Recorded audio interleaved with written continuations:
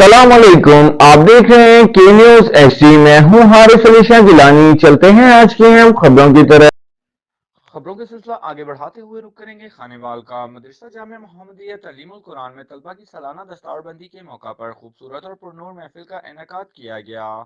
तफसीलात के मुताबिक मदरसा जामिया तालीमुल कुरान चक नंबर 14 आर बाटियावाला के जेर एहतमाम सालाना दस्तारबंदी का प्रोग्राम मुनक्किद किया गया। कुरान पाक हिफ्ज करने वाले बच्चों की दस्तारबंदी करवाई गई। हिफ्ज करने वाले बच्चों में मोहम्मद अली, मोहम्मद सैफ, मोहम्मद हसान, मोहम्मद अफनान शामिल थे। इस मौका पर मुनक्किद महफिल में अजमत कुरान के अनवान पर कॉन्फ्रेंस भी मुनक्किद की गई, जिसमें उलमा कराम ने मफसूल बयान फरमाया। कराची से आए हुए मेहमान सना ख्वां हाफिज मुनीर अहमद खान ने कुरान पाक हिफ्ज करने वाले बच्चों की दस्तारबंदी करवाई। इस मौका पर हिफ्ज करने वाले बच्चों और इनके वालिदैन की खुशी दीदनी थी।